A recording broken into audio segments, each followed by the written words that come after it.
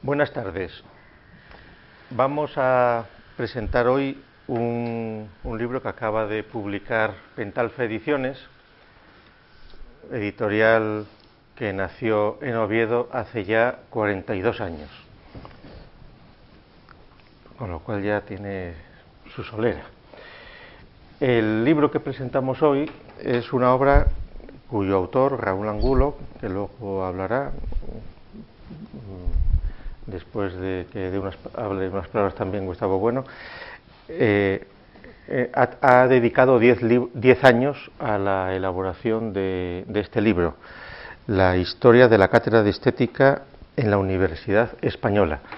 Es un trabajo novedoso por cuanto supone un estudio institucional de una cátedra desde su fundación a mediados del siglo XIX hasta el presente, una cátedra que durante la mayor parte de este siglo y medio solo existió en la Universidad de Madrid y a partir del siglo XX en la Universidad de Barcelona, hasta que ya con la eclosión del sistema universitario y el crecimiento de universidades, etcétera, pues más o menos después de la transición en todas las facultades de filosofía y no solo de filosofía hay cátedras de estética.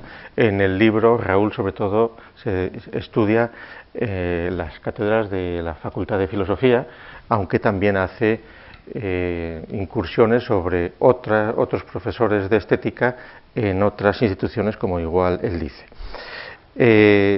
Simplemente agradecer al autor que haya tenido pues la paciencia de preparar una edición tan cuidada que ocupa casi 700 páginas, 670 páginas, que a las alturas de los tiempos la editorial ha publicado tanto en formato vegetal como en formato digital, se comercializa en PDF, lo cual ahorra tener que hacer un índice onomástico, puesto que quienes utilicen la edición digital pueden buscar cualquier término o cualquier nombre que aparezca en el texto.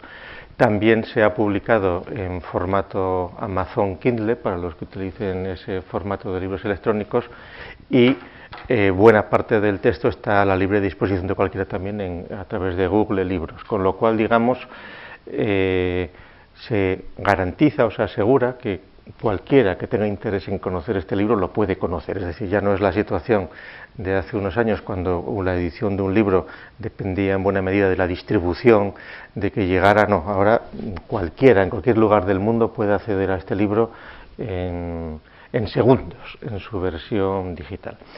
Y sin más, pues cedo la palabra a Gustavo Bueno. Bueno, pues yo tengo que disculparme porque estoy sometido a un tratamiento de antibióticos y no tengo casi voz ni fuerza, pero y mi presencia aquí sobre todo la justifico como homenaje al autor, a Raúl, que ha hecho un libro realmente extraordinario, de una profundidad insospechada, y ya lo acaba de mencionar Gustavo. Lo más sorprendente de este libro, y que da sin duda lugar polémicas a los opinantes, que no se enteran pero opinan, tienen opiniones, es que el libro es el libro sobre la cátedra de estética, no sobre la estética. Y esto pues puede sorprender un poco, ¿no? Porque, hombre, hacer la historia de la cátedra de estética, además de una cátedra que fue una sola en la Universidad de Madrid, y una cátedra es una cosa puramente burocrática, administrativa, que parece que no tiene entidad para hacer un libro, ¿no? Que lo interesante sería hacer una historia de las ideas estéticas que están contenidas en los libros, pero no en el libro. Bueno, y sin embargo, yo creo que aquí está la clave, una de las claves del libro, una de las claves ocultas para que no se dé cuenta de esto, que la diferencia entre una historia de las ideas estéticas en España y la historia de la cátedra de estética, tal como se fragó, pues son dos planos distintos, y que lo verdaderamente importante es la historia de la cátedra. en gran parte porque la historia de las ideas que aquí se exponen suelen ser tan monótonas, tan vagas, sobre todo en la época del krausismo, que casi en muchos casos no merece la pena ser narrada otra vez. En cambio, la cátedra pues tiene una historia concreta, positiva. Se va creando esta cátedra porque se crea, quién la sugiere, quiénes la imparten, y entonces la relación entre ambos planos de la historia de las ideas y de la cátedra de la estética, yo creo que tiene mucho que ver con la distinción que hacemos nosotros entre lo lisiológico y lo morfológico. Es decir, la historia de las ideas estéticas es una historia que no se sabe de qué es realmente, porque es que la estética es muy difícil decir de qué trata la estética.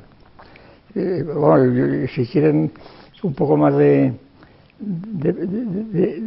precisión, en mi opinión, no hay historia de la estética de las ideas estéticas, no hay ideas estéticas, una palabra. El concepto de estética, como bien sabido, es un concepto totalmente vago en su origen, debido a Baumgarten, Alexander Baumgarten, que fue discípulo de Wolff y que después de Baumgarten fue precisamente autor de un famoso manual de metafísica que utilizó Kant como libro de texto durante varios años, en las clases que daba él, y que de manera que Kant lo consideraba como suficiente válido. Todavía no había publicado la crítica pura, desde luego, pero en fin, como para tomarlo en consideración. Y me parece que por el 58, 1700, pues publicó una estética, precisamente, en 2 tomos, también tremendos, y en estos 2 tomos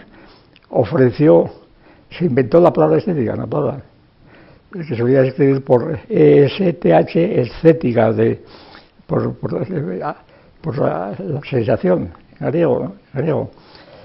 Y entonces esto es una conexión que yo creo que puede profundizarnos Raúl, no sé si la ha hecho aquí, pero si no, que la puede hacer en cualquier momento.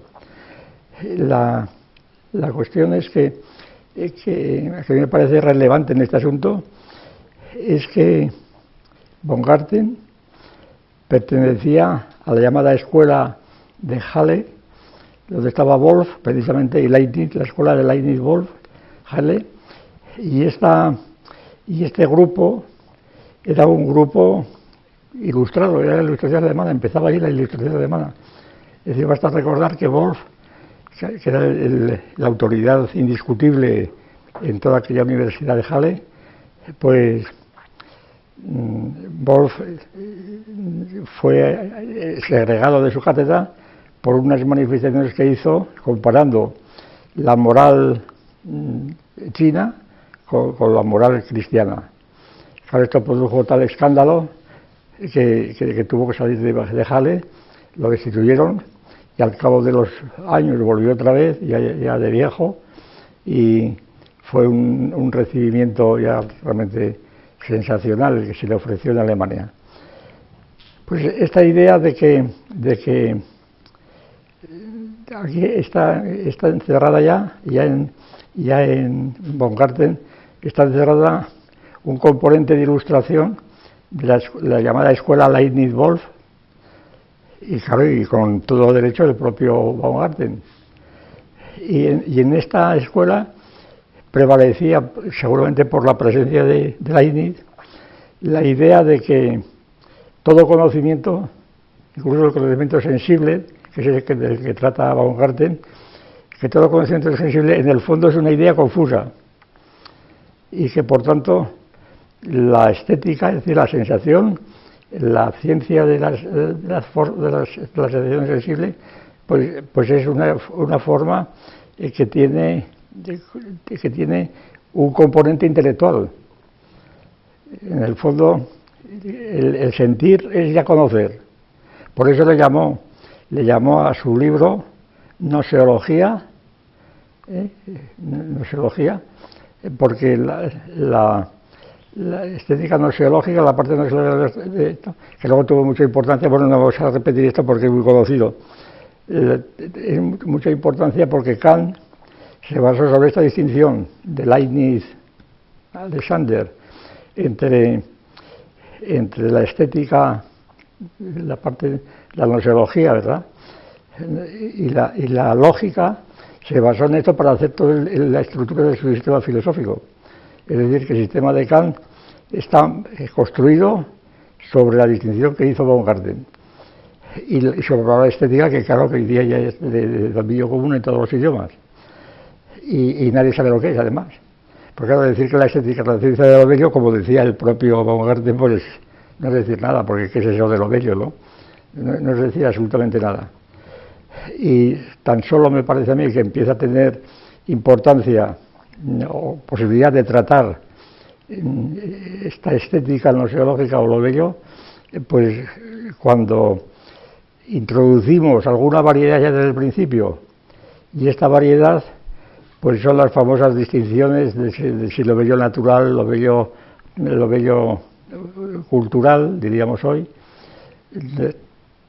y sobre todo indica, que yo creo que es el nervio del libro, indica cómo la historia de la estética es la historia de un proceso de dominación estrictamente político, sobre todo político, y no ya en los términos que un poco después, en el siglo XIX ya se ampliarían, es decir, considerar cuando entra el análisis del marxista de la lucha de clases.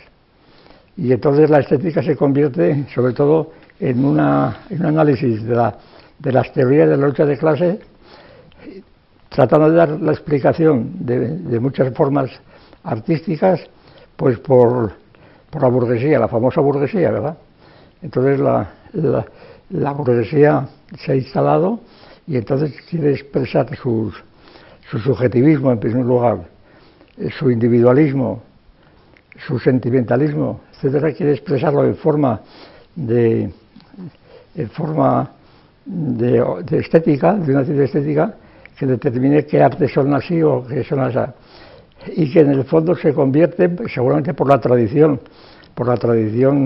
ya digo, alemana, se convierten en un planteamiento de la cuestión como lucha, sobre todo, entre religiones, entre protestantes y católicos o budistas, por eso la Ilustración. Es decir, el catolicismo empieza a ser el principio de la reacción de la filosofía rancia, decían entonces, ¿no? La filosofía rancia, la escolástica, mientras que la estética protestante pues es la estética progresiva, es el progreso. Pero hoy día estamos tan acostumbrados que ya ni reparamos en ella, ¿no? Cuando leemos en la prensa, en las discusiones de estos días o de cualquiera, mi posición es progresista, busco el progreso. Claro, y como el otro también lo busca. ¿Y qué es el progreso? No se dice lo que es el progreso. Y entonces esta es la vergüenza que tenemos en nuestros días, que seguimos prisioneros de estas ideologías que se fraguaron entonces en torno a la Ilustración. Queremos el progreso. Bueno, ¿y qué es el progreso? No, el progreso en el arte. Pero, ¿qué quiere decir progreso en el arte? Es que qué sé yo, el Goya de los cartones es un progreso respecto a Velázquez. ¿Qué decía el progreso? No decía absolutamente nada.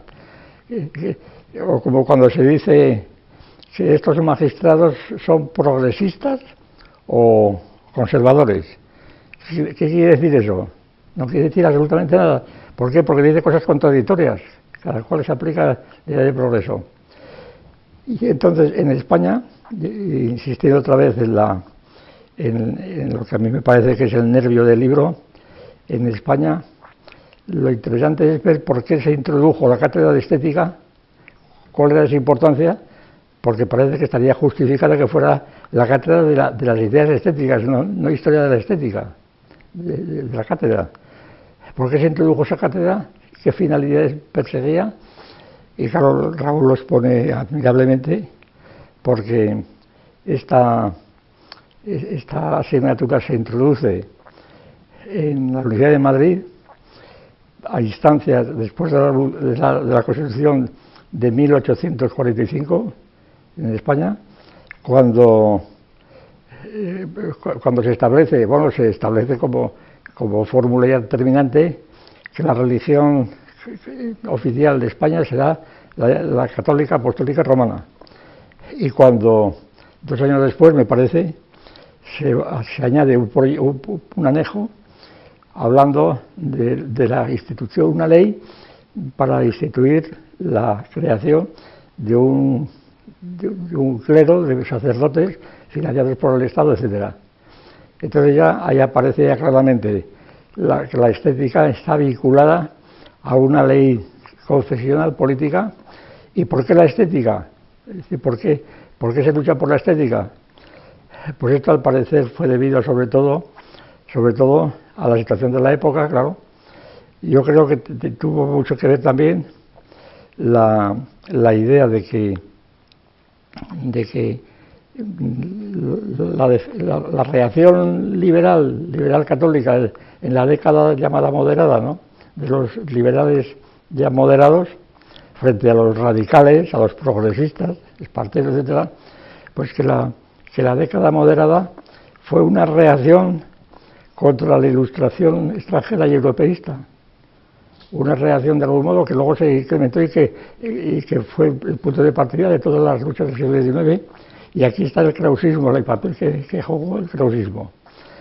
El tener una cátedra de estética en la Universidad de Madrid y en el doctorado significaba tener el control en toda España de la estética, de una cátedra. Y teniendo en cuenta que entonces solamente en Madrid había tesis doctorales. Es decir, todo el mundo que quisiera ser doctor tenía que pasar por Madrid y asistir a las clases de los que representaban entonces la... Y claro, en la Universidad de Madrid, la estética además se consideraba que tenía una importancia extraordinaria, sobre todo desde el punto de vista de los liberales católicos.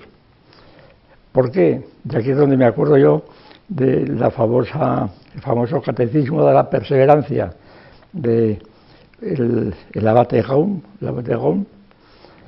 en donde dice que realmente la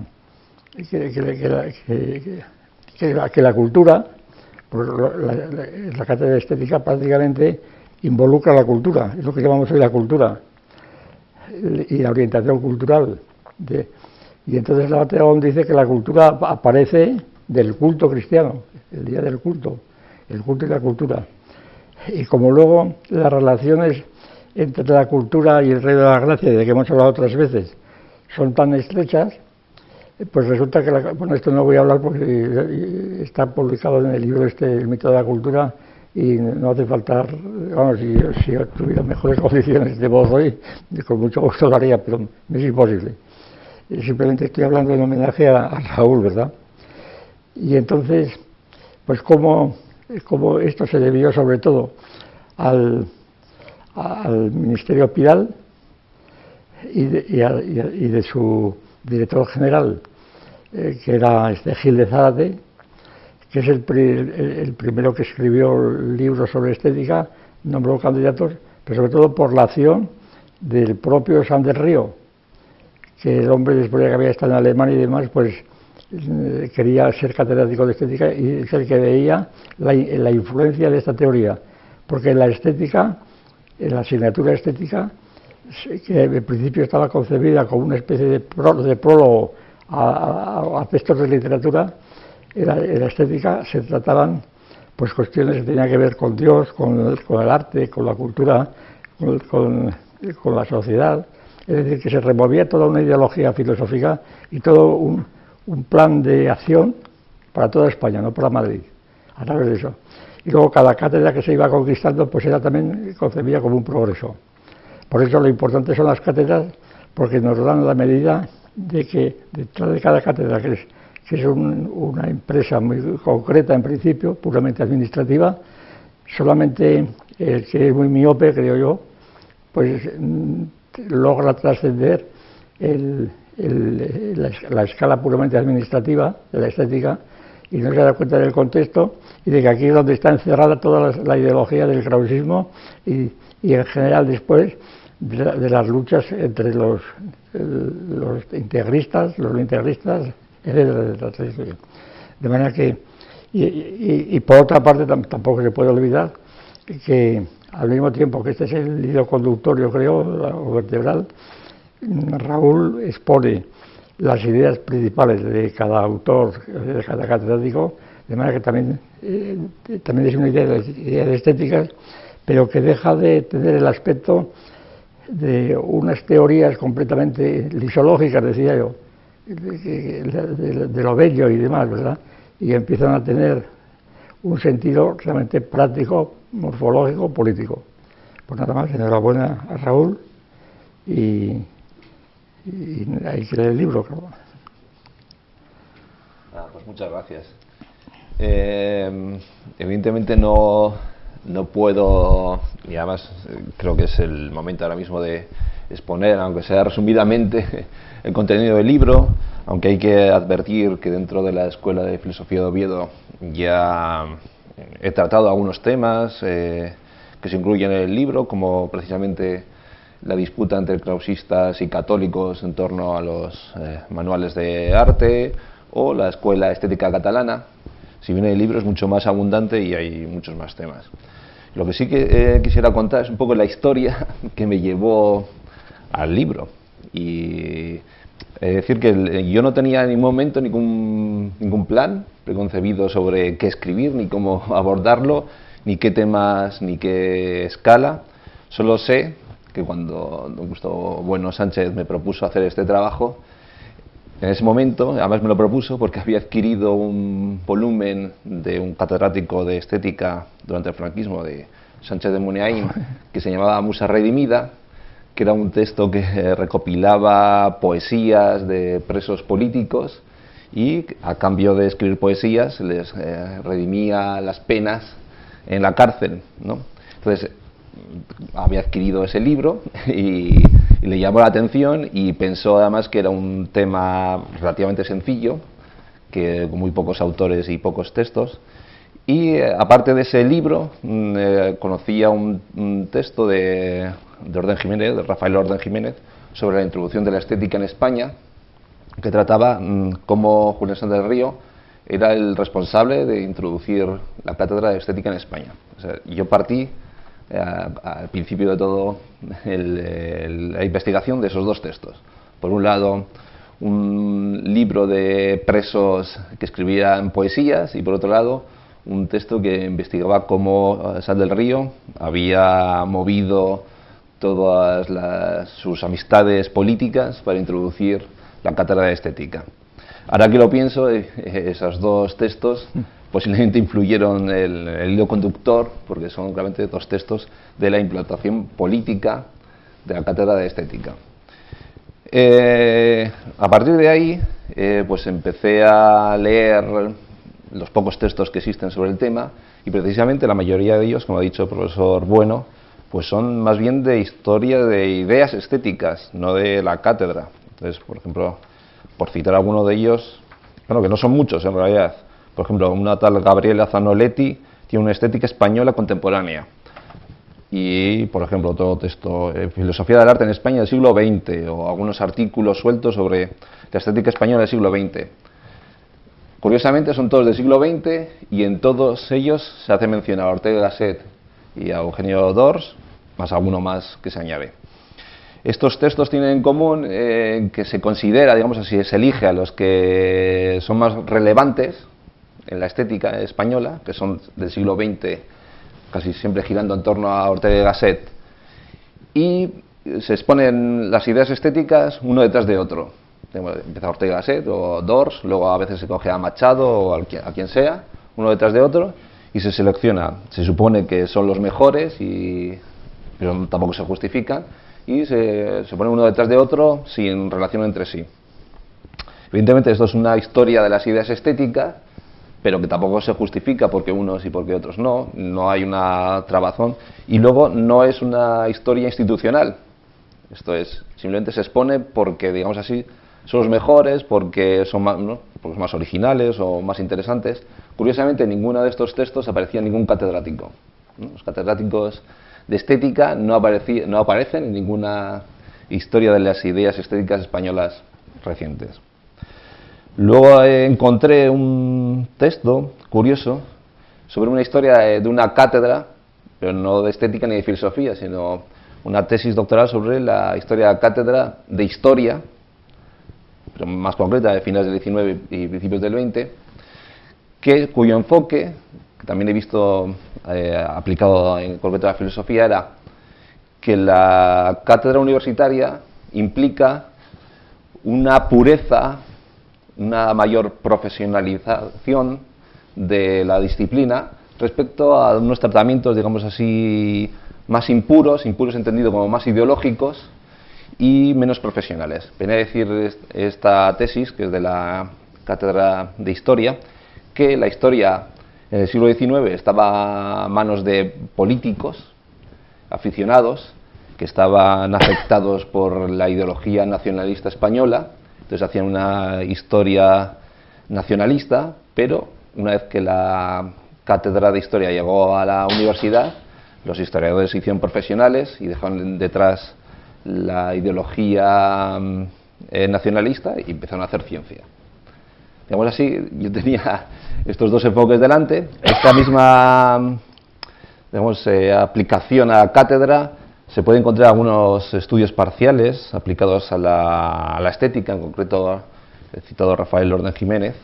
Viene a decir también que cuando la estética se asentó en la universidad, entonces se purificó de sus anteriores servidumbres, en concreto la servidumbre teológica, en cuanto a textos sobre el arte que estarían justificando pues las morfologías de la Iglesia Católica, y también la servidumbre literaria, en cuanto a una disciplina subordinada a la literatura. Entonces viene a decir Orden Jiménez que cuando la cátedra de estética se instituye en la universidad, se purifica, digamos así, se hace más profesional y elimina la ideología.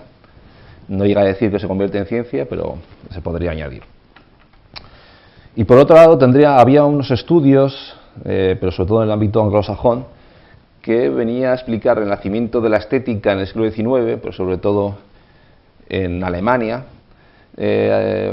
explicando, según ellos, de un modo político, por ejemplo, la estética como ideología de Eagleton, viene a decir, muy resumidamente, que la estética surgió en el siglo XIX, y en concreto en Alemania, como justificación de la ideología burguesa, porque trataba las obras de arte como obras autónomas, y que esa autonomía de la obra de arte era un análogo de la autonomía del sujeto burgués.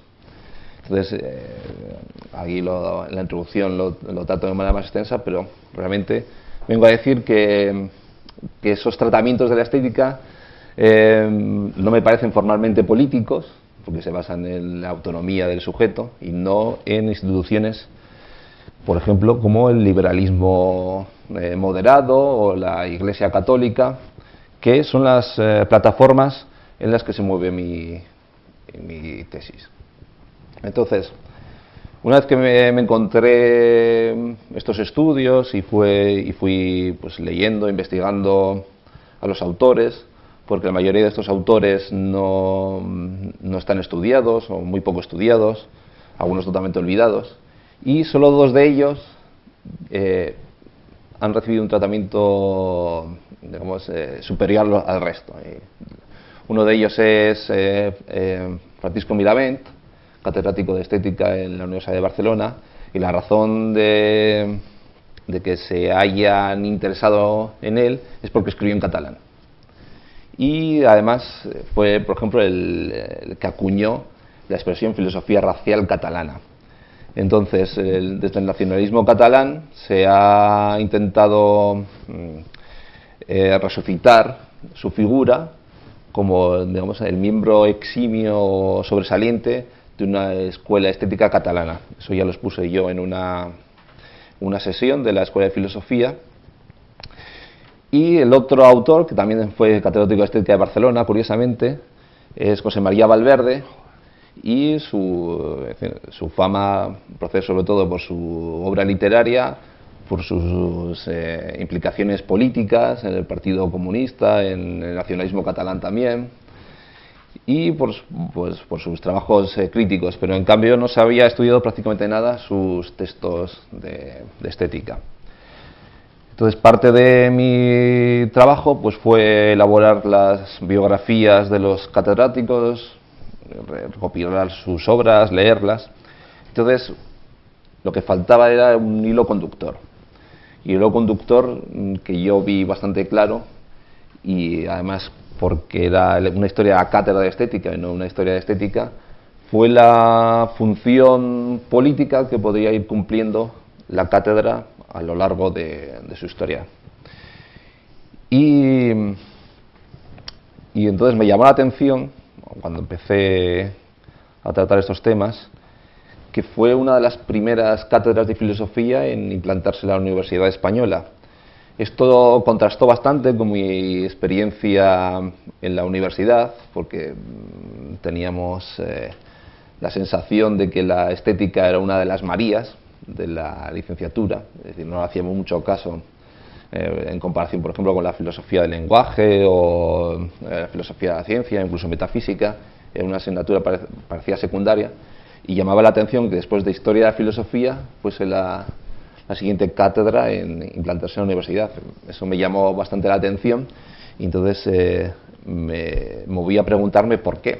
¿Por qué había el gobierno liberal de la época había impuesto la estética en la universidad, y además un estatus privilegiado en el doctorado que solo se impartía en Madrid, por lo cual todo aquel que quisiese sacarse el título de doctor tendría que obligatoriamente impartirla. Entonces, bueno, digamos así, la búsqueda de la función política que podía cumplir la cátedra es lo que al final pues desarrolló el trabajo. Y bueno, yo creo que el relato es, a mí por lo menos me resulta interesante, y bueno, y por resumirlo brevemente, la estética al principio comenzó en la universidad, no siendo propiamente una cátedra, sino asociada a la literatura, como un estudio previo a la literatura. Y en este caso yo estaba leyendo los textos y enseguida pues oía hablar de Dios la belleza suma, continuamente había referencias contra lo que los autores llamaban el materialismo, que por lo que se sobreentiende se referían al corporeísmo, es decir, a que solo hubiese cuerpos como existentes. Se referían también al utilitarismo, es decir, a aquella teoría que piensa que el bien es lo útil, o al sensismo. Esto es, los primeros manuales de estética, según los iba leyendo, lanzaban ideas como Dios, como el bien, la belleza, criticaba el materialismo constantemente, y en cambio el arte y la belleza parecía que como estaban en el segundo lugar, lo cual me llamó la atención. Y cuando comparé esos manuales con los textos inmediatamente anteriores, que no se llamaban estéticas, sino se llamaban poéticas o retóricas, empecé a ver el contraste. En esas poéticas o retóricas se hablaba de la utilidad, se hablaba del placer, porque estaban muy influidos por la ideología y por el sensismo de Condillac. Y entonces, claramente, esos manuales de retórica que hablan también de la reforma del entendimiento, cuando se comparan las fechas, se ve que los manuales de retórica y poética fueron publicados durante el trienio liberal, o bien escritos durante el trienio y publicados inmediatamente después de la muerte de Fernando VII. Y en cambio, a partir de los años 40, 45, 46, empiezan a surgir manuales de estética que, y además alguno de los autores lo dice explícitamente, van en contra del sensismo y el utilitarismo de Alberto Isla, que fue uno de los que introdujeron la filosofía de las bellas letras, ni siquiera las bellas artes, las bellas letras importadas de Francia. Entonces vi una correlación, ¿no?, entre el liberalismo moderado y la introducción de la estética. Pero inmediatamente después aparece Julián Sal del Río y entonces es el responsable, ¿no?, de introducir la cátedra de estética, posiblemente porque tenía ya un discípulo para colocar en la cátedra. Y este discípulo parece ser que, bueno, tampoco discípulo porque era de la misma edad, pero bueno, alguien relacionado de su círculo, que es Isaac Núñez de Arenas. Este hombre, que ha pasado totalmente desapercibido en la historia de la filosofía española e incluso en los historiadores del krausismo español, pues realmente tiene un protagonismo importante, porque fue, aparte del primer catedrático de estética en España, fue uno de los primeros redactores de un manual de estética y también de los primeros que escribieron las tesis krausistas, incluso antes que Julián Sal del Río, porque es un manual que parece que se escribió en el 53, aunque la mayoría de los ejemplares son del 58. Entonces ahí, curiosamente, abres el primer capítulo de ese libro y el primer capítulo se llama Humanidad, Naturaleza y Dios. El primer capítulo de un manual de estética, el cual llama bastante la atención. Entonces ahí, el primer capítulo, que es bastante largo, es claramente una exposición de las principales tesis del krausismo. Y el siguiente catedrático de estética, que fue del año 62 hasta 1917, fue un discípulo directo de Julián Sal del Río. Esto es, hubo casi 50 años en que el krausismo dominó la cátedra de estética, y a través de esa cátedra, sobre todo, se habló de la humanidad. Y una humanidad tratada como si fuese un sujeto único y protagonista de la historia. Es muy importante y lo trato ahí de una manera más extensa. También advertí que mientras en la cátedra universitaria de Madrid imperaba el krausismo, se empezaron a escribir manuales de estética o manuales del arte destinados a centros católicos, ya sean seminarios, ya sean pues, centros de estudios superiores, ya sean universidades como la Universidad de Deusto, ya del siglo XX.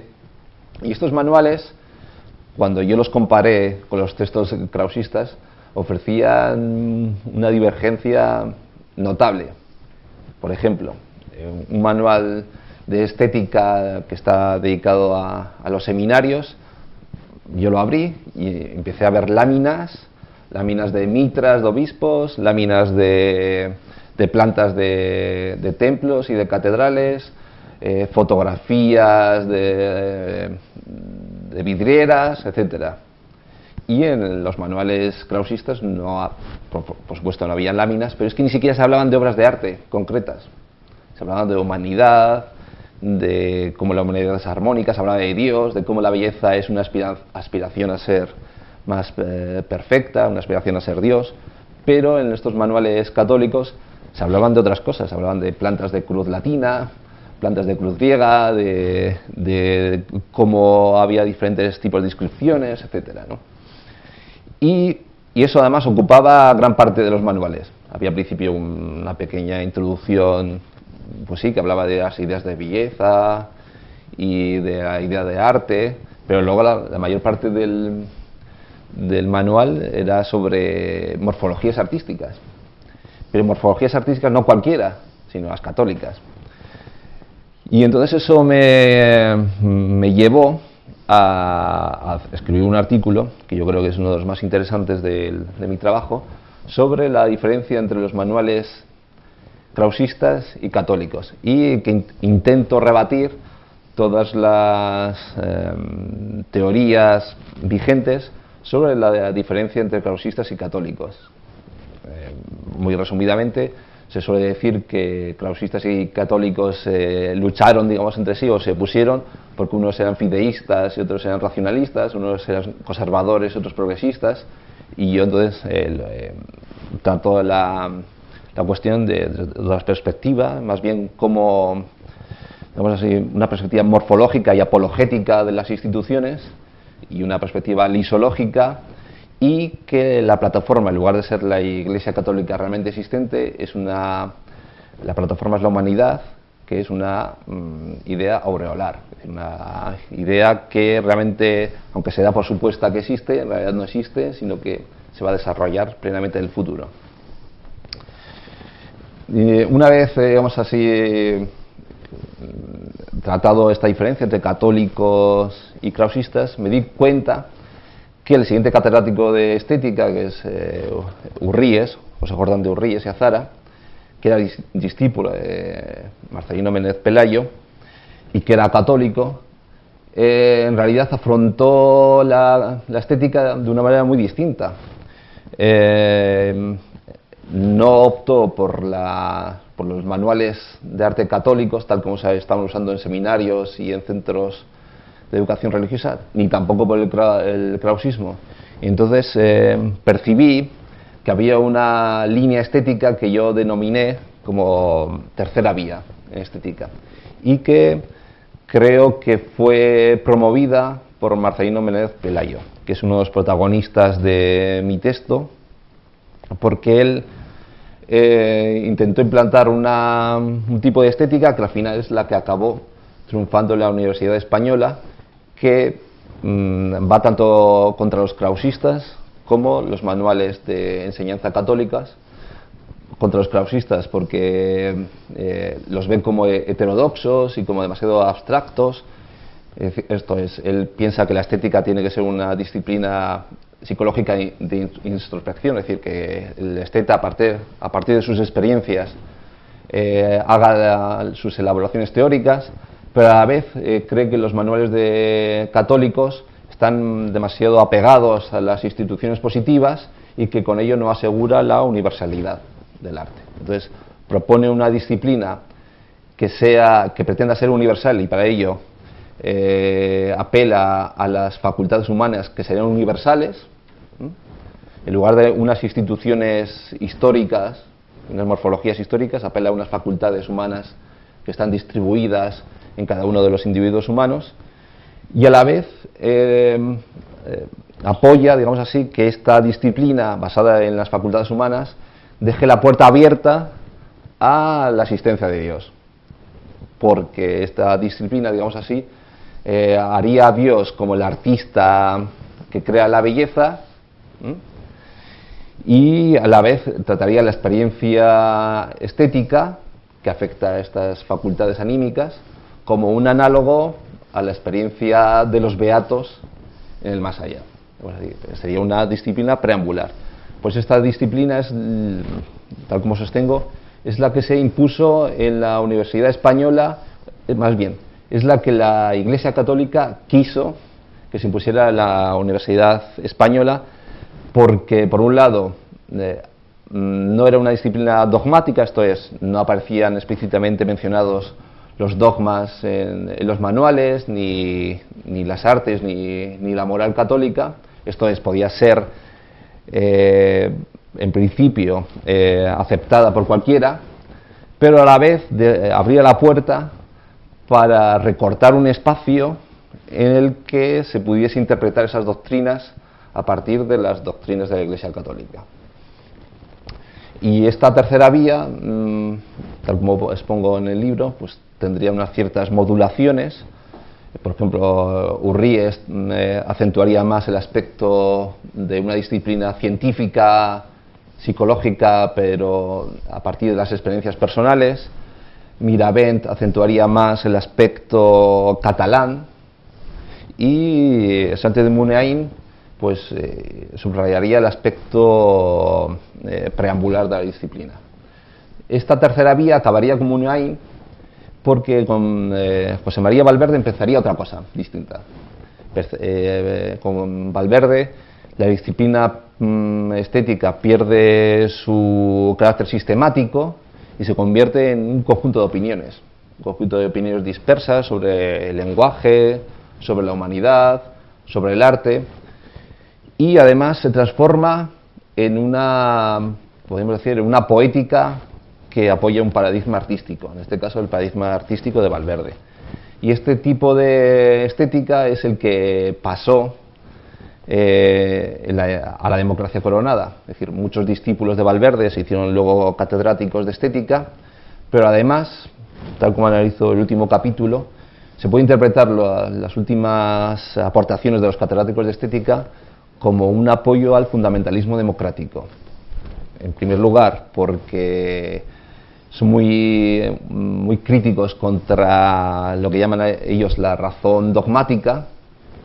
Esto es, ellos vienen a decir que la estética y el arte en general estarían poniendo en solfa a la razón moderna dogmática de verdades inmutables, porque las obras de arte son continuamente interpretables. Más bien, las obras de arte serían como dispositivos que llaman a los intérpretes a hacer continuamente reinterpretaciones y a dialogar sobre esas interpretaciones. Ninguna interpretación es superior a otra, todas las interpretaciones son iguales, y entonces eso, digamos así, estaría proyectando una sociedad democrática ideal que contrastaría con la sociedad democrática deficiente del presente. Esto es, la situación de interpretadores del arte que dialogan entre sí continuamente y que nunca agotan la obra de arte sería un modelo de una sociedad libre y democrática que estaría orientando a la democracia realmente existente, que sería una democracia deficitaria. Y digamos así, en resumidas cuentas, es como concluyo mi libro, y bueno, espero que a los lectores les resulte interesante. Yo quisiera redondear a ver si sirve para nada de su tesis, que en la actualidad se podría decir quizá que estamos en la tercera vía, porque aquí la humanidad son los derechos humanos y la democracia es la socialdemocracia. Es decir, que son la democracia, la socialdemocracia, los derechos humanos, y en esto se basan todas nuestras opiniones. De manera que los profesores de estética hoy día se pueden encontrar en esta tercera vía que usted dibuja, pues porque están en ella, sencillamente. Por otra parte, claro, yo recordaba, como muchos de los que usted ha citado, y dada mi edad, yo los he tratado, por ejemplo, a Ortega. Ortega, yo el primer libro suyo que leí fue Musicalia, donde Ortega no tenía ni idea de lo que era el sol mayor, ¿verdad? No sabía nada de música. Era simplemente un esnovista que había oído hablar de Debussy y de Stravinsky, y entonces dividía la música en dos partes: la música de vanguardia y luego la música de las cajeras, de las estanqueras, ¿verdad? Que es la música actual. Y luego Sánchez de Muniain, Carlos Sánchez de Muniain, pues fue profesor mío, era un buenazo, fue autor de la famosa tesis doctoral a la que yo asistí, que empezaba una puesta de sol. La tesis era la estética del paisaje natural, y empezaba con esta frase: una puesta de sol, un perro de raza, no sé qué, son objetos bellos. Y me acuerdo que le decía a Montelo Díaz, un catedrático de historia antigua entonces, hombre, señor Muniain, el perro de raza será objeto bello si la raza es bella. y cada vez Muniain era el prototipo del pánfilo, completamente metafísico puramente, y nada tan contento con su... Y luego este Valverde también fue compañero mío, compañero de curso, y este Valverde al principio era cristiano. Yo recuerdo también una conferencia que dio Valverde en el Paraninfo de Madrid, pues al acabar la guerra, por el año 45 así, con el Paraninfo lleno, porque todavía tenía fama como poeta, pero era católico entonces, o cristiano, y entonces dejó al público completamente, pues eso, qué sé yo, asombrado, cuando utilizó una metáfora diciendo que el mundo era un cofre del que Dios había sacado las realidades.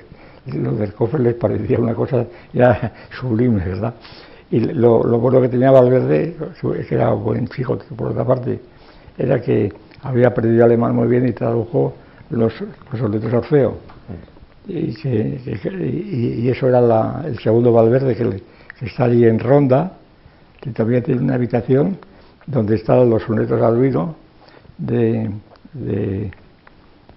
los sonetos de Orfeo, ¿cómo se llama? El autor de Rilke, que conserva la habitación de Rilke, unos poemas que escribió allí, y allí todo es Rilke, ¿verdad? Pues nada. Quiero decir que a mí me da la impresión que precisamente el que lea este libro y ponga la objeción, como es seguro, porque yo lo he oído ya, pues, hombre, pero claro, tratar de la cátedra de estética, si fuera estética, si la gente a primera vista le parece que tiene más entidad tratar de las ideas estéticas que tratar de la cátedra de estética, cuando lo que tiene entidad es la cátedra y no las ideas, ¿no? Muy bien. Parece que Tomás quiere decir algo. Sí.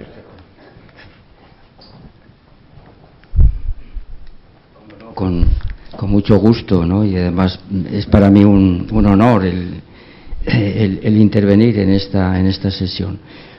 Pues antes de hacer alguna pregunta a Raúl y felicitarle, bueno, lo primero de todo, claro, una felicitación efusiva y una profunda alegría después de tener ese libro en la mano que él mismo me ha regalado.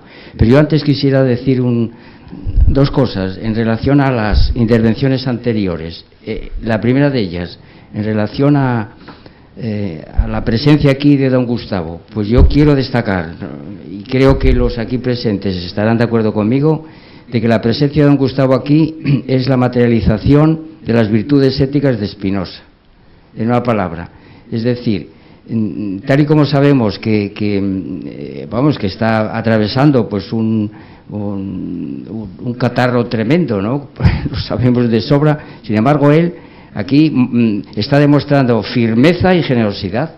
Vamos, yo creo que eso es así de claro, ¿no? Es decir, a pesar de todo, él aguanta ahí y además tampoco se perdió la sesión del lunes, vamos, es una cosa, vamos, tremenda, admirable, ¿no? Y luego, pues eso, la generosidad que ha tenido, pues para homenajear a Raúl, que bien se lo merece, desde luego. Yo lo que le pediría, pues a don Gustavo, es que, como todos también sabemos, que muy pronto va a tener que hacer un largo viaje a México, pues que tiene que restablecerse y que a lo mejor pues tiene que medir un poco esos actos de generosidad. Con respecto a lo que dice Gustavo Bueno Sánchez, que fue muy breve, pero hay una cifra que enseguida a mí me ha llamado la atención, ¿verdad? 40 años de Pentalfa. 42. Bueno, 40, vamos a dejar el número redondos por si no me estropeas la intervención. Porque inmediatamente me vino, no sé por qué, este libro que acabo yo de leer la semana pasada, 40 años de corrupción. O sea que mientras en un lugar como este, pues tenemos 40 años de filosofía, 40 años largos, pues el juez Garzón pues ha escrito un libro, como vimos el otro día, pues 40 años de corrupción. Precisamente esa lectura me ha impedido a mí leer desde la primera página hasta la última el libro de Raúl que me entregó pues el último día de la semana pasada, ¿no? Y precisamente por eso, por estar metido en los 40 años de corrupción y algunas otras cosas, ¿verdad? Pero sin embargo he tenido un día y medio para, con mucha, en fin, a base de mucho esfuerzo, pues si no todo, pues haberme puesto, pues qué sé yo, entre, pues yo qué sé, buena voluntad y algo más de... pero claro, hay que tener en cuenta que este libro ya es un libro anunciado, porque Raúl nos ha estado ofreciendo en las diferentes sesiones de la Escuela de Filosofía de Oviedo buena parte de algunos, bueno, por lo menos, qué sé yo, esbozos o pinceladas de lo que son parte de los capítulos. Recuerdo lo de Milá y Fontanars, lo de Menéndez y Pelayo, en fin, lo de la disputa entre católicos y krausistas, en fin, que estamos un poco, ya sabíamos muy bien lo que estaba haciendo él y bueno, y afortunadamente pues ya tenemos ahí la consumación de todo eso que estaba incoado, pero que nos lo iba presentando, ¿no? Entonces, pues eso, cuando se ve la obra terminada, uno lo que siente es admiración y bueno, y ganas de emular, ¿no? Y de seguir por esta línea que está marcada por las primeras palabras que dijo Gustavo Bueno Sánchez, ¿no? Y es que estamos ante una institución que no va a parar a pesar de los avatares, ¿no? Porque ya es podríamos decir, constancia estoica, ¿no? El mantener una editorial con la cantidad de libros de gran potencia y de gran altura como es las que ha proporcionado esta editorial, ¿no? Es una tarea encomiable.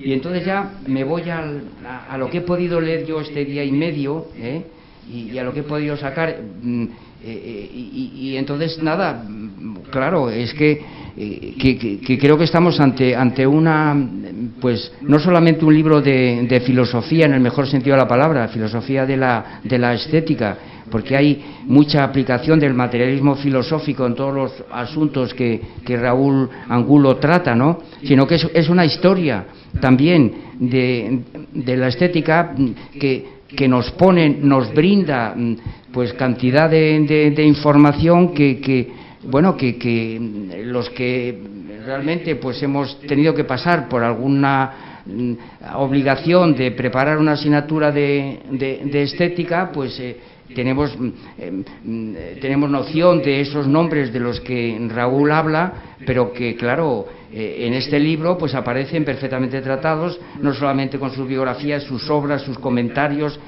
sus disputas, bueno, que son 600 y pico páginas que no tienen desperdicio alguno, ¿verdad? Vamos, no. También he visto la impronta de Gustavo Bueno Sánchez en este libro, yo creo que esa es otra cosa que hay que, probablemente de entre todas las tesis que él ha estado dirigiendo últimamente, que hemos asistido a ellas, ¿no? Pues aquí a lo mejor veo yo con más claridad esa impronta, o sea, que ha habido por supuesto una compaginación entre el director y el doctor, pues eso, muy interesante, que yo quiero resaltar aquí también, porque creo que es justo resaltarlo. Bueno, y entonces paso a hacer tres preguntas, vamos, sencillamente para aprovechar la presencia aquí de Raúl para que, vamos a ver, yo desde luego lo que he podido ver de este asunto de la, bueno, claro que es lo más interesante a mi juicio, pues comienza por ser esa descripción del combate. Aquí sí que realmente podemos hablar de un combate cuerpo a cuerpo entre los krausistas y los católicos, es decir, que eso es a mi juicio un trabajo, y que además se mueve dentro de esas coordenadas que él ha presentado aquí, lo lisológico y lo morfológico, ¿verdad? Es decir, que los krausistas se iban por las nubes y resulta que la estética católica pues se ocupa del arte sacro, ¿no? De la aportación de la Iglesia al arte, y entonces que ellos mismos pues analizan sus propias obras. Esto a mí me parece pues un acierto extraordinario. Y luego nos vamos a la tercera vía, que es justo, a mi juicio, un planteamiento filosófico de primera magnitud, porque esa tercera vía no se trata de una especie de eclecticismo entre lo que ya se había hecho antes, sino que tiene una potente novedad, ¿no? Y tal y como lo he entendido yo, es que sería una inversión, justamente, vamos, se lo pregunto a él, a ver si habría algo de esto, y lo que yo, que tengo que volverlo a mirar con más detenimiento, una inversión con respecto precisamente a la estética católica. Es decir, que si la estética católica tiene un presentimiento claro, que es desde Dios al arte, o desde Dios a la estética, pues que esta tercera vía habría supuesto una inversión desde la estética a Dios. Vamos a ver si algo de esto podría funcionar. Con lo cual, lo que nos brinda aquí él con esta fórmula acuñada por él, pues es realmente pues una inversión poderosa que habría que buscarla justamente en el uso de las ideas, ¿no? que se encuentran disueltas en una estética y otra, ¿no? Esta es la primera pregunta que le hago yo a él, pues porque es que me parece realmente un descubrimiento esta fórmula que usa Raúl. Una segunda cuestión que me gustaría preguntarle, porque él tiene otro capítulo importantísimo donde habla precisamente de la estética como disciplina experimental. No le he dado tiempo a decirlo aquí, pues porque y además dedica 2 capítulos, creo, si no recuerdo mal. Es decir, ahí tampoco pude yo hacerme con el contenido de los 2, pero ya vi esto, ¿no? Ya vi que aquí que me parece, vamos, que podría ser un intento por parte de alguna tendencia estética de convertir a la estética en una ciencia. Esta es la cuestión que quería preguntarte. Y entonces, que abundaras un poco, bueno, claro, porque no has podido decirlo o no te ha parecido oportuno y a lo mejor es que tampoco es relevante. Y entonces, preguntarte, porque yo recuerdo en mi época juvenil, cuando pues tenía que pues estar estudiando la asignatura de estética con León Tello en Valencia, que luego también te voy a preguntar por él, que parece que es un ayudante de Muñain después, que se va a Madrid, creo, según he podido apreciar ahí, ¿no? Que yo no lo sabía. Fue mi catedrático de estética en Valencia, al lado de Carlos París y Garrido y demás. Bueno, pues entonces preguntarte precisamente por un personaje que conocimos mucho, los que en aquel momento nos movíamos en ambientes, podríamos decir, comunistas, de un personaje que hizo un ensayo que se titulaba Eloy Terrón, se titulaba, a ver si puedes decirnos algo, es la posibilidad de la estética como ciencia. Entonces, enmarcado en ese capítulo donde tú pues hablas de la estética como disciplina experimental. Algo que nos puedas decir. Este personaje, para que lo sepamos, era inseparable de otro gran personaje muy allegado a nuestra escuela, que era Faustino Cordón. Eran amigos personales. Y también del psiquiatra Colodrón, que formaban una trilogía, y los que en aquel momento pues teníamos vínculos con el Partido Comunista y demás, pues los consideramos como ideólogos, como, bueno, en fin, como personas muy allegadas que nos orientaban y demás. Nada, si tuvieras alguna referencia, porque es un ensayo que que en aquel momento le dábamos mucha importancia, y yo pues no sé valorar, ni mucho menos si tiene valor o no, o si se puede incluir dentro de esta corriente. Luego, cuando en el capítulo dedicado al franquismo pues haces un recorrido por Mirabel, Muñain y Valverde, pues a propósito de Muñain, pues eso, preguntarte por algún detalle más, puesto que fue mi profesor de estética, Yo no sé si en Valencia llegó a ser catedrático, no lo sé, esto lo desconozco, por eso preguntártelo. Pero yo recuerdo que era un hombre muy místico, muy pitagórico, bueno, era pianista, tenía por supuesto una formación muy exquisita, pero claro, tampoco yo sabría valorar ahora dentro de este contexto. Me parece que tú le das una importancia en tanto en cuanto descubre en Muñain su faceta filosófico-fenomenológica. Creo que haber leído algo de esto. Bueno, nada, preguntártelo para que lo confirmes. Y luego ya finalmente, pues en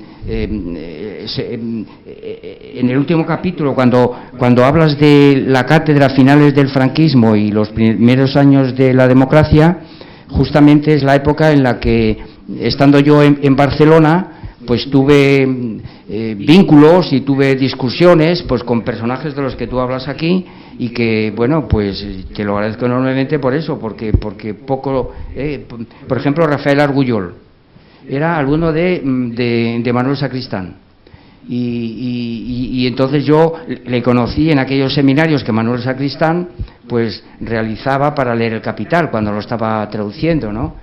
Y entonces luego he visto que ha evolucionado y que ha evolucionado, que ha tomado la vía de la estética. Nada, pregúntate un poco por él. El otro ejemplo es Eugenio Trías, que era, por así decirlo, un adicto a pues al colegio de licenciados, que organizaban muchísimas sesiones, y entonces iba ahí a informarnos y que veo que tú también le dedicas un apartado importante, pues también preguntarte un poquitín más por él, si tienes a bien. Y bueno, naturalmente Rupert de Ventós, porque era el progresista de aquella época, que no solamente iba a todas estas asambleas que celebramos allí en Barcelona, en la época famosa de la transición y demás, ¿no? Sino que estaba constantemente en la televisión, en los programas, etcétera. Pues nada, pues esto es lo que quería decir. Muy bien. En cuanto a lo primero, lo de la tercera vía como una inversión teológica, ¿no?, respecto a los manuales de estética católicos, me parece una interpretación justa, porque los manuales de estética católicos partían de la Iglesia como una institución divina de Jesucristo. Por lo tanto, como institución divina de Jesucristo, estudiaban las instituciones eclesiales como procedentes de esa institución originaria. Esto es, el arte católico sería una derivación de Dios hecho hombre, prácticamente, ¿no? Aunque evidentemente también hay que decir que esos manuales aparecían obras de arte romanas y griegas, pero como precedentes que luego, digamos, son perfeccionados en el seno de la Iglesia Católica. En ese sentido, es decir, en cuanto que se ve la Iglesia Católica y dentro de esa Iglesia Católica el arte como una institución divina, digamos así, la estética se contempla desde Dios. Y efectivamente la tercera vía, porque Menéndez Pelayo se basa en Kant, básicamente, es una interpretación no literal, pero así más o menos oblicua de Kant. Entonces parte de las facultades humanas, y esas facultades humanas pues le abrirían, digamos, el campo de Dios. Entonces en este caso sería desde la estética, recortaría, digamos así, un campo que abriría a Dios, o se puede rellenar desde la dogmática. Sí, me parece una interpretación correcta y interesante además. En cuanto a la estética como disciplina experimental, sí, no he hablado de ello mucho, primero porque fueron dos catedráticos, pero que duraron muy pocos años y bueno, tampoco tienen mucha obra, pero uno de ellos es Gil Fagoaga, que parece que fue profesor de bueno. Entonces, claro. No, es que la estética es una calamidad, realmente. Es una cosa realmente. Me cayó. Pero hay que decir que, claro, una disciplina experimental, hay muchos tipos de disciplinas experimentales. Entonces, una de ellas, que nunca llegó a la universidad, y aquí lo menciono, es una estética zoológica o biológica. Y hay un libro muy curioso que se llama Ensayo acerca del origen y la evolución del sentimiento estético, que se publicó en 1904 y es una traducción de un original francés de 1902, en el que el autor trata de aplicar la estética a las teorías de Darwin, ¿no? Y entonces, por ejemplo, dice que la belleza de las flores se explica por la necesidad de atraer a los insectos y a los pájaros, y dice, advirtiendo que esto no es una hipótesis, dice el autor, son hechos, es la ciencia verdadera y de la mejor ley. Y entonces también dice este autor, ¿no?, que inspirándose en el tabú del ego, que la estética no se tiene que basar en las emociones, sino en los fenómenos orgánicos. Esto es, pues, por ejemplo, te toman el pulso y si el pulso pues aumenta, etcétera, ¿no? Es una perspectiva zoológica que no llegó a la Universidad Española. Lo que sí llegó es una disciplina experimental psicológica, pero basada en las emociones. En las emociones. Entonces, Lucio Gil de Fagoaga quizás sea el que intentó hacer eso de una manera más sistemática, que cuando uno lee el libro, ya lo digo, deja mucho que desear. Es que eso es de William James, las emociones. Claro. Aquella famosa frase, no lloramos porque estamos tristes, sino que estamos tristes porque lloramos. La teoría periférica de las emociones. Entonces esta estética psicológica experimental, que se entiende, además lo dice Philip Fagoaga, como una aplicación de la psicología a un campo concreto, que sería de la estética, es decir, una especialización, eso no servía para los usos de la cátedra, y por eso se desechó. Esto es lo que conseguía, pues era como muchos psicólogos especializados en un ámbito muy determinado, pero no concedía especialmente valor ni a la estética ni al arte, y por eso fue, yo creo que desechado inmediatamente. Y nada, pues es que las otras preguntas sobre Muniain o Arguyol, pues es mejor que la gente lo lea, que ya hablo extenso sobre cada uno de ellos. Hay que decir que Muniain es un autor que me imagino que hay una gran diferencia, porque claro, yo estos autores no los he conocido personalmente, eso es muy importante advertirlo. Y muchas veces he pensado, si los conociese personalmente, posiblemente mis juicios sobre ellos serían muy distintos, ¿no? Yo solo los he leído, entonces en Muniain posiblemente pase algo de eso. Sus obras, que yo creo que me las he leído todas, pues no me parecen interesantes. Sobre todo tiene un texto que quizás habría que recuperarlo sobre la propaganda, escrito en los años 40, una filosofía de la propaganda, muy interesante, y que no encaja muy bien con su personalidad pánfila, porque ahí tiene las cosas bastante claras, de la propaganda y del... Yo recuerdo, en unas conversaciones que hubo en Salamanca, para el plan de estudios del 53, me parece que era, en donde estaba Tobar, que el presidente yo creo que estaba Ruiz Jiménez, no sé qué, y estaba yo también, me llamaron a mí, que yo entonces profesor del instituto. Pues estaban hablando del programa de filosofía para el bachillerato de aquella ley. Y me dijo Antonio Tobar, que me estimaba mucho, dice, bueno, ¿no se le ocurre a usted alguna cosa aquí? Y dice, hombre, yo creo que el plan de estudios debía tener una asignatura que se llamase Historia de la Filosofía. Y digo, ¿por qué? Pues porque la filosofía ofrece la posibilidad de contrastar escuelas, ver que cada una está entre otras y demás. Y entonces me acuerdo de la respuesta de Muniain. Me dijo, hombre, a mí me parece muy buena la idea en principio, pero el profesor, bueno, sé que es muy joven y no se da cuenta que la historia de la filosofía sirve para levantar liebres. y claro, por eso hay que neutralizarla con los sistemas filosóficos. O sea, él sabía perfectamente que la historia de la filosofía levantaba liebres, como decía él. Y claro, él era de ACNP, de Acción Católica, no sé cómo se llama entonces. Muy vinculado con Herrera Oria, que fue secretario. Propagandistas. Y bueno, y además Muniain también tiene el interés, porque yo creo que fue ya el desarrollo más elaborado de lo que he llamado tercera vía.